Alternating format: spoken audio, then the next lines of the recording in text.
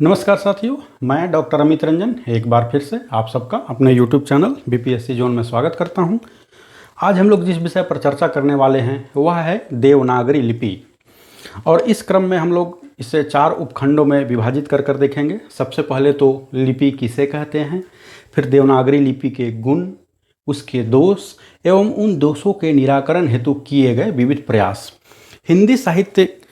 Hindi literature optional paper जो है UPSC, BPSC या किसी भी अन्य स्टेट पीसीएस परीक्षा में जो है हिंदी भाषा का इतिहास खंड की दृष्टि से यह अत्यंत ही महत्वपूर्ण जो है यह टॉपिक है और इससे कई सारे सवाल पूछे गए हैं जिसकी चर्चा की हम लोग आगे करेंगे। और इससे सवाल जो हैं सीधे सीधे शुरू में पूछे जाते हैं।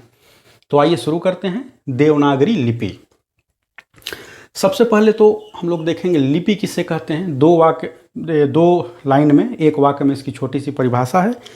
लिखने की विधि या लिखने के ढंग को लिपि कहते हैं।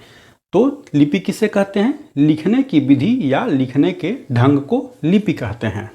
अब हम लोग देवनागरी लिपि पर आते हैं कि देवनागरी लिपि जो है जिसमें अभी हम हिंदी लिखते हैं उसका विकास कैसे हुआ, विकास की किन कड़ियों किन क्रमों से यह गुजरकर यहाँ तक पहुँचा। तो प्राचीन समय में हम लोग देखते हैं कि जो अति प्राचीनतम जो लिपियाँ थी, 3 लिपियाँ थी प्राचीन रूप से। ब्राह्मी थी, खरोष्ठी लिपि थी और एक जो है सिंधु घाटी सभ्यता की लिपि थी, चित्रात्मक जो लिपि थी। तो ये 3 लिपियाँ थी। खरोष्ठी और सिंधु घाटी सभ्यता की लिपि से हमारा कोई लेना देना नहीं है क्योंकि देवनागरी लिपि का जो विकास है वो ब्राह्मी से हुआ है। तो हम लोग ब्राह्मी से शुरुआत करते हैं। यद्यपि कि ब्राह्मी लिपि के जो कई सारे संकेत हैं वो सिंधु घाटी सभ्यता के जो चित्रात्मक लिपि थी उससे मिलते हैं। तो ब्राह्मी लिपि थी सबसे पहले, इसका नाम सबसे पहले देखें ब्राह्मी लिपि। ब्राह्मी क्यों पड़ा?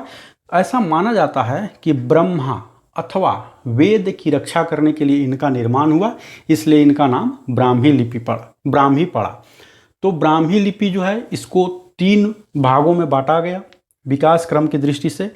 पहला जो था वो वैदिक काल से लेकर 6ठी शताब्दी ईसा पूर्व तक। दूसरा जो है वो है 6ठी शताब्दी ईसा पूर्व।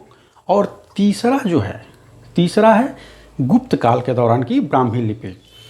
6ठी शताब्दी ईसा पूर्व के दौरान जो है, उस दौरान वैदिक काल से लेकर 6ठी शताब्दी ईसा पूर्व तक कोई खास ये नहीं हुआ। गुप्त काल में क्या हुआ कि ये 2 भागों में ब्राह्मी लिपि बट गई, उत्तरी या एवं दक्षिणी। ब्राह्मी लिपि 2 भागों में बट गई, उत्तरी एवं दक्षिणी। दक्षिणी से जो है तमिल तेलुगु का विकास हुआ, लिपियों का विकास हुआ और कालांतर में आगे चलकर मलयालम एवं कन्नड़ का विकास हुआ। ब्राह्मी गुप्त काल में आकर 2 भागों में बटी, दक्षिणी से इन चारों का विकास हुआ। उत्तरी को, जिसको कि गुप्त लिपि भी कहते थे, गुप्त लिपि मतलब कि कोई गुप्त संपदा इस तरह से नहीं कि कोई नहीं जानता है, बल्कि गुप्त लिपि इसको इसलिए बोलते थे क्योंकि उस समय जो है गुप्त काल में पूरे गुप्त साम्राज्य में जो है ये इसका प्रयोग किया जाता था। तो उत्तरी या गुप्त लिपि से आगे चलकर 6ठी शताब्दी ईस्वी में इसका विकास, इससे एक और लिपि का विकास हुआ जिसे सिद्धमातृका या कुटिलाक्षरा लिपि कहते हैं। कुटिलाक्षरा लिपि इसलिए क्योंकि कुटिल एवं वक्र जो थे, इस लिपि के जो संकेत थे कुटिल अथवा वक्र थे, इस कारण इसको कुटिलाक्षरा लिपि या सिद्धमातृका लिपि कहते हैं। और इसका विकास गुप्त लिपि से हुआ। गुप्त लिपि का विकास किससे हुआ? ब्राह्मी लिपि से। कब हुआ? तो ब्राह्मी लिपि के विकास की या जो पड़ाव है उसके तीसरे चरण में, कुटिलाक्षरा 6ठी शताब्दी में। और इसी कुटिलाक्षरा से कालांतर में आगे चलकर क्या हुआ, कई आधुनिक लिपियों का विकास हुआ जिसमें से एक देवनागरी लिपि थी। तो इस प्रकार से हम देखते हैं कि देवनागरी लिपि का विकास मूलतः ब्राह्मी लिपि से हुआ। देवनागरी लिपि का जो है अभिलेखीय साक्ष्य या जहाँ पर कि सबसे प्रथम बार इसका प्रयोग किया गया वो कब मिलता है? 7वीं 8वीं शताब्दी में गुजरात के एक राजा थे जयभट्ट, उनके शिलालेख में जो है देवनागरी लिपि का प्रयोग हमें मिलता है। आगे चलकर जो है विजयनगर के जो राजा हुए उन्होंने इसका भरपूर प्रयोग किया और देवनागरी लिपि के राष्ट्रकूटों ने इसका भरपूर प्रयोग किया और देवनागरी लिपि के विकास में महत्वपूर्ण भूमिका निभाई। तो पहला प्रयोग कब है? 7वीं 8वीं शताब्दी में गुजरात के राजा जयभट्ट के शिलालेख में इसका प्रयोग मिलता है। तो इस प्रकार से हमने देखा देवनागरी लिपि का विकास। देवनागरी में दो शब्द बने हैं, दो शब्दों से मिलकर बना है देव और नागरी। तो अब सवाल उठता है कि इसका नाम देवनागरी क्यों पड़ा।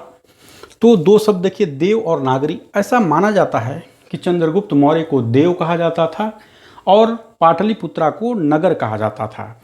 तो पाटलिपुत्रा नगर में इस लिपि का प्रचलन होने के कारण इसका नाम क्या पड़ा, देवनागरी इसका नाम पड़ा।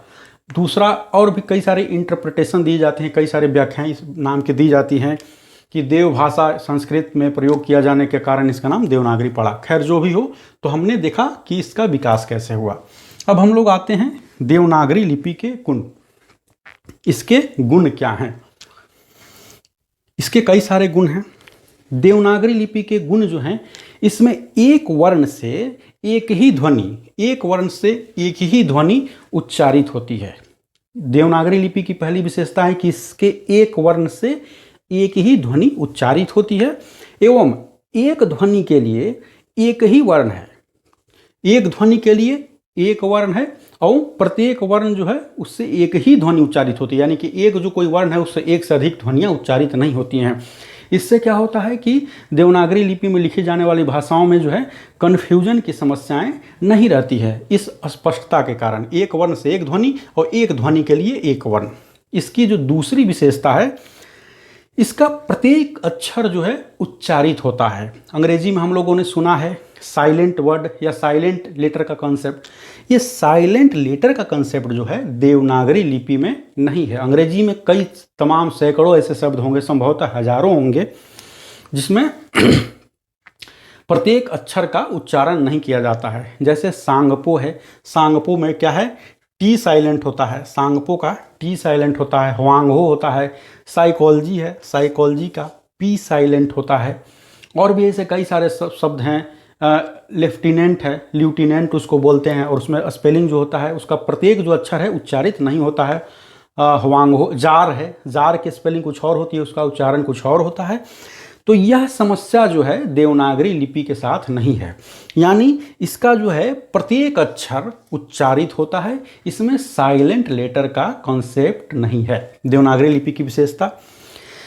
तीसरी या चौथी विशेषता हम लोग इसकी देखेंगे, यह है कि इसमें व्यंजन संयोग जैसे छत्र, ज्ञ, क्र, म्र इत्यादि व्यंजन संयोगों को अंकित करने की क्या है, देवनागरी लिपि में सुचारू पद्धति है। इससे क्या होता है, व्यंजन संयोगों को अंकित करने की सुचारू पद्धति है, ठीक है। इससे होता क्या है कि जब हम इन व्यंजन संयोगों से बने हुए शब्दों को लिखते हैं, तो चूंकि इन व्यंजन संयोगों को अंकित करने की एक सुचारू पद्धति है, तो उन शब्दों को लिखने के क्रम में वह स्थान जो है क्या करते हैं, कम घेरते हैं। जैसे उदाहरण के लिए आप देखें, हिंदी का धर्म, हिंदी में हम लोग लिखते हैं ऐसे, यहां देखेंगे धर्म।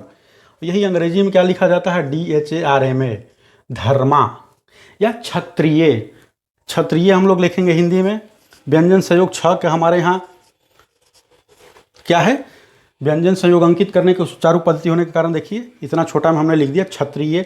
इंग्लिश में इसको लिखेंगे KSH, TRIYA, क्षत्रिय। तो व्यंजन संयोगों के अंकित करने की सुचारू पद्धति होने के कारण देवनागरी लिपि में उसको लिखने के क्रम में स्थान कम लेता है। तो इसकी एक और विशेषता यह हुई। इसकी अगली जो विशेषता है, इसमें वर्णमाला का जो वर्ण क्रम है, वर्णमाला का वर्ण क्रम जो है वह अत्यंत ही वैज्ञानिक है। कैसे वैज्ञानिक है, तो हम लोग इसकी वर्णमाला का जो वर्ण क्रम है वो देखते हैं कि सबसे पहले स्वर आता है। स्वर में भी क्या, पहले ह्रस्व आता है फिर दीर्घ आता है। ऐसा नहीं है कि जो वर्णमाला हम लोग देखते हैं तो पहले आ जाता है फिर अ आता है, नहीं आता है। पहले स्वर आया, स्वर में भी पहले ह्रस्व आया, ह्रस्व यानी य या ई छोटी ई, फिर दीर्घ आता है, ठीक है। तो वर्णमाला का क्रम वैज्ञानिक है। कैसे, तो पहले स्वर आया, स्वर में भी पहले ह्रस्व फिर दीर्घ, उसके बाद व्यंजन आता है, ठीक है। और इसका जो उच्चारण का स्थान भी आप देख लीजिए, वर्णमाला में जो वर्ण क्रम है, वर्णों के उच्चारण का स्थान भी आप देखिए, पहले कंठ है, फिर तालु है, फिर मूर्धा है, फिर दंत है, फिर दंत्योष्ठ है, फिर ओष्ठ है। एक क्रम से ही आगे बढ़ते हैं। ऐसा नहीं है कि अगर कवर्ग का उच्चारण यहाँ से हो रहा है चवर्ग का ओष्ठ से होने लगा, पवर्ग का तालु से होने लगा, नहीं, एक क्रम से। तो देवनागरी लिपि में जो है क्या है, वर्णमाला का वर्ण क्रम जो होता है वो वैज्ञानिक है। 2000 में यूपीएससी में एक सवाल पूछा गया था कि देवनागरी लिपि की वैज्ञानिकता पर टिप्पणी कीजिए। टिप्पणी में आया था हिंदी साहित्य में 2000 में टिप्पणी में आया था कि देवनागरी लिपि की वैज्ञानिकता पर टिप्पणी कीजिए। तो आप इसको इस तरह से लिख सकते हैं और बाकी भी विशेषताएं लिख सकते हैं। अब हम लोग देवनागरी लिपि के अगले गुण पर चलते हैं। जो वर्णों के नाम हैं, वर्णों के जो नाम हैं, वर्णों के नाम उच्चारण के अनुरूप हैं। कई सारी ऐसी लिपियां हैं, कई सारी ऐसी भाषाएं हैं जहां वर्णों के नाम कुछ हैं, उच्चारण कुछ होता है। उदाहरण के लिए उर्दू का ही ले ले। उर्दू में जो है क च ल को क च ल, इसको काफ चे लाम कहते हैं। देवनागरी लिपि में किसी भी वर्ण के साथ ऐसी कोई समस्या नहीं है, यानी जो वर्णों का उच्चारण है, वर्णों के उच्चारण जो है और नाम दोनों में समानता है। काफ चे लाम नहीं है, क च ल को हम काफ चे लाम इस तरह से नहीं बोलते हैं। और इसकी और क्या विशेषता है, देवनागरी लिपि क्या है, वक्र है। हम लोग देखते हैं कि कुटिलाक्षरा से इसका विकास हुआ, उसका नाम भी कुटिलाक्षरा इसलिए पड़ा क्योंकि कुटिल वक्र में लिखा जाता है। तो जो सौंदर्य शास्त्री ऐसा मानते हैं कि वैसी लिपि या वैसी भाषा जिसमें जो कि कुटिल यानी गोल मोल करके, जिसमें गोल ज़्यादा प्रयोग किया जाए, वो देखने में ज़्यादा सुंदर लगती है। देवनागरी लिपि क्या है, ये भी है, कुटिल है, वक्र है, वक्र से ही बांका शब्द बना है, बांका से सुंदर। तो देवनागरी लिपि वक्र है, यानी टेढ़ी मेढ़ी लिखी जाती है, गोल गोल, तो यह देखने में भी सुंदर लगती है। देवनागरी लिपि में जो भी भाषाएं लिखी जाती हैं तो देखने में सुंदर लगती हैं। अब इसकी एक और विशेषता है कि देवनागरी लिपि जो है वो क्या है, स्वदेशी है। देवनागरी लिपि भारत में ही विकसित हुई लिपि है। माफ़ कीजिएगा, मेरा गला बहुत दिनों से खराब चल रहा है। देवनागरी लिपि जो है क्या है, भारत में ही विकसित है, स्वदेशी है, अपने देश की लिपि है। इसके ठीक विपरीत जो है आप रोमन को देखिए या फारसी को देखिए, ये विदेशों में विकसित हुई लिपि है। तो देवनागरी लिपि स्वदेशी है, इसलिए हमारा उनसे ज़्यादा भावनात्मक लगाव होने की भी संभावना ज़्यादा है। तो देवनागरी लिपि की एक और विशेषता है कि यह स्वदेशी है। इसके साथ ही साथ देवनागरी लिपि की एक और विशेषता क्या है कि कई भाषाओं के लिए इस लिपि का प्रयोग किया जाता है। देवनागरी लिपि का प्रयोग कई भाषाओं के लिए किया जाता है। आपको ये जानकर आश्चर्य होगा कि महाराष्ट्र में जो भाषा के आधार पर झगड़े करते हैं और हिंदी भाषी लोगों को मार पीट कर भगाते हैं, उसकी जो मराठी है, मराठी की भी लिपि देवनागरी है और हिंदी की भी लिपि देवनागरी है। तो आगे से अगर महाराष्ट्र में कोई मराठी मानुस करके भाषा के नाम पर किसी महाराष्ट्री भाई को अगर कोई ये वीडियो देख रहे हो तो आपको उकसाए, तो आपको उनको जवाब देना चाहिए कि नहीं, हम लोग जो हैं एक ही माता की संतान हैं, भाषा में हम लोग कोई अंतर ही नहीं है। तो मैं यहाँ बात कर रहा था कि देवनागरी लिपि जो है बहुत विस्तृत है और भारत की कई भाषाओं के लिए तो एकमात्र लिपि यह है ही। जैसे कि नेपाली के लिए भी यह देवनागरी लिपि का प्रयोग किया जाता है, हिंदी के लिए किया जाता है, संस्कृत के लिए किया जाता है, मराठी के लिए किया जाता है। इसके अतिरिक्त और भी कई ऐसी भाषाएं हैं जिसमें दूसरी लिपि के रूप में जो है क्या है, देवनागरी लिपि का प्रयोग किया जाता है। जैसे गुजराती, जैसे पंजाबी। पंजाबी की ये प्राथमिक लिपि नहीं है, गुरुमुखी लिपि में लिखा जाता है, लेकिन दूसरी लिपि के रूप में इसका प्रयोग किया जाता है। तो बहुत ज़्यादा व्यापक होने के कारण, और इसका प्रयोग क्यों किया जाता है, क्योंकि इसमें एक और विशेषता इसकी यह है कि यह जिन जिन भाषाओं के लिए प्रयोग की जाती है उसकी प्रत्येक ध्वनि को अंकित करने के लिए इसके पास प्रतीक चिन्ह हैं। तो अपनी जिन भाषाओं के लिए इसका प्रयोग किया जाता है उसकी प्रत्येक जो है ध्वनि को अंकित करने के लिए चिन्ह तो हैं ही, इसके अतिरिक्त जो है देवनागरी लिपि समावेशिता का गुण अपनाते हुए अन्य भाषाओं की जो अक्षर हैं, वर्ण हैं, उनको अंकित करने के लिए भी अपने अंदर जो है संकेतों को समाहित करता है। तो इस प्रकार से अति व्यापकता के गुण होने के कारण और देवनागरी लिपि का प्रयोग जो है भारत की कई भाषाओं के लिपि के रूप में करने के कारण जो है यह राष्ट्रीय एकता के प्रसार के लिए भी देवनागरी लिपि जो है उसमें सहायक है। तो यह भी इसका एक गुण है। देवनागरी लिपि का अगला जो गुण है, इसके और भी कई सारे गुण हैं, लेकिन अब हम अंतिम करते हैं। देवनागरी लिपि का जो एक और गुण है वह है कि हमने यहाँ पहले उच्चारण का देखा था, उच्चारण से संबंधित। अब हम लोग क्या है मुद्रण में देखेंगे। इसमें लेखन और मुद्रण, लेखन व मुद्रण के अक्षर जो हैं वो समान होते हैं, यानी जैसा हम लिखते हैं वैसा ही जो है टाइप होता है। लेखन और मुद्रण के जो अक्षर हैं वो देवनागरी लिपि में समान हैं। अंग्रेजी में आप देखिए, जैसे आप यहाँ पर दिखाई दे रहा हो, ए ऐसे लिखते हैं, मुद्रण का कुछ इस तरह से होता है। जी ऐसे लिखते हैं और मुद्रण का कुछ इस तरह से होता है। लेकिन ऐसा ही और जो है कई भाषाओं में और कई लिपियों में है, लेकिन देवनागरी लिपि के साथ ऐसा नहीं है। जो हम लिखते हैं न सिर्फ वही बोलते हैं बल्कि छापते भी वही हैं। मुद्रण और लेखन दोनों का जो है समान है, उसमें भी कोई अंतर नहीं है। तो यह हो गया देवनागरी लिपि का गुण, कई सारा गुण है। अब हम लोग आते हैं इसके कुछ सीमाओं पर, इसके क्या बोलते हैं कि दोषों पर आते हैं कि देवनागरी लिपि भाई ठीक है, सब कुछ अच्छा ही अच्छा है क्या, या कुछ इसमें कमियां भी हैं, कुछ सीमाएं भी हैं। तो प्रभु श्री राम में भी कई सारी कमियां लोग निकालते हैं, और चूंकि उन्होंने नर के रूप में अवतार लिया था तो कई सारी उनमें कमियां थी, यानी भगवान भी कमियों से छूता नहीं है, तो फिर भला देवनागरी लिपि उससे छूता कैसे रह सकता था। इसकी भी अपनी कुछ सीमाएं हैं, अपनी कुछ कमियां हैं देवनागरी लिपि की। तो आइए उन दोषों पर चर्चा करते हैं। इसके पहला दोष तो यह है कि इसके कई अक्षर एक से अधिक ढंग से लिखे जाते हैं। कई अक्षर जैसे कि अ अगर आपको दिखाई दे रहा हो संभवतः तो इस तरह से भी लिखते हैं, और अ हम लोग, एक मिनट,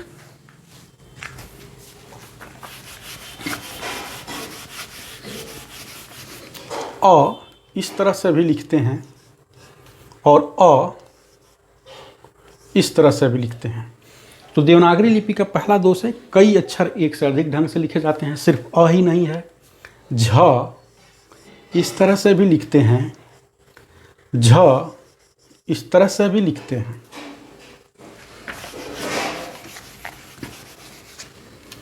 स इस तरह से भी लिखते हैं, स इस तरह से भी लिखते हैं। ये जो है ये वाला, इसको गुजराती घुंडी बोलते हैं। जब हम लोग देवनागरी लिपि में सुधार के प्रयास पर बात करेंगे तो इसको देखेंगे। तो स इस तरह से भी लिखते हैं, इस तरह से भी लिखते हैं। भ फिर से वही गुजराती घुंडी भी लगाते हैं, कहीं कहीं ऐसे भी लिखते हैं। तो देवनागरी लिपि के कई सारे जो अक्षर हैं एक से अधिक ढंग से लिखे जाते हैं। इसकी पहली समस्या तो यह है। तो इससे क्या होता है, एक रूपता का अभाव होता है एक से अधिक ढंग से लिखे जाने के कारण।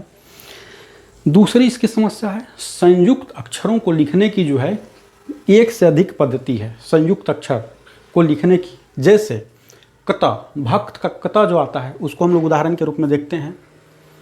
कत को इस तरह से भी लिखते हैं, इसको इस तरह से भी लिखते हैं। तो संयुक्त अक्षरों को जो लिखने की है एक से अधिक पद्धति हो गई। यानी भक्त हम लोग ऐसे भी लिखते हैं, ये भ आधा क और त, भक्त इस तरह से भी लिखा मिलेगा आपको। तो संयुक्त अक्षरों को लिखने की जो है एक से अधिक पद्धतियां हैं, जैसे मैंने कता के सेंस में बताया, और भी है। इसकी और एक और समस्या क्या है, इसमें जो ख लिखा जाता है, ख को रवा भी पढ़ा जा सकता है। ख ऐसे लिखते हैं, कई बार इसका जो लोग मुंह खुला हुआ लिख देते हैं तो ये क्या लगता है कि रवा लिखा हुआ है। ख को रवा भी पढ़ा जा सकता है। तो इसकी तीसरी समस्या यह हुई, तीसरी सीमा यह हुई। इसकी जो सबसे महत्वपूर्ण सीमाएं हैं, जो महत्वपूर्ण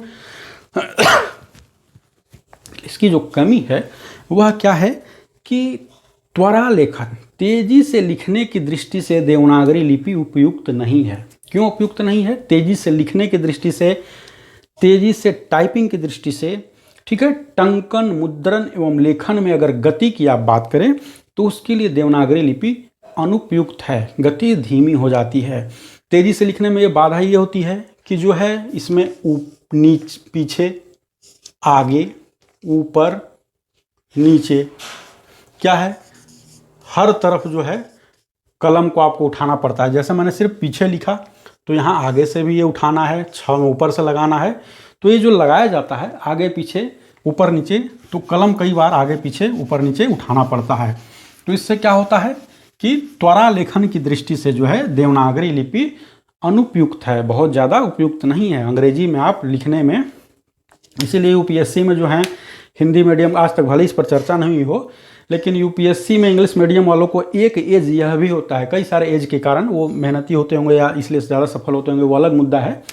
एक एज ये होता है कि अंग्रेजी में आप बहुत ज़्यादा लिख सकते हैं, 2 घंटे में आप जितना अंग्रेजी में लिख सकते हैं उतना हिंदी में नहीं लिख सकते हैं, क्योंकि त्वरा लेखन, जिस लिपि में हिंदी का प्रयोग किया जाता है देवनागरी, वो त्वरा लेखन की दृष्टि से जो है क्या है, अनुपयुक्त है। क्योंकि इसमें आगे पीछे ऊपर नीचे सभी जगह वर्तनी लगाई जाती है, बार बार कलम आगे पीछे ऊपर नीचे करना होता है। इससे क्या होता है कि आपकी गति धीमी हो जाती है।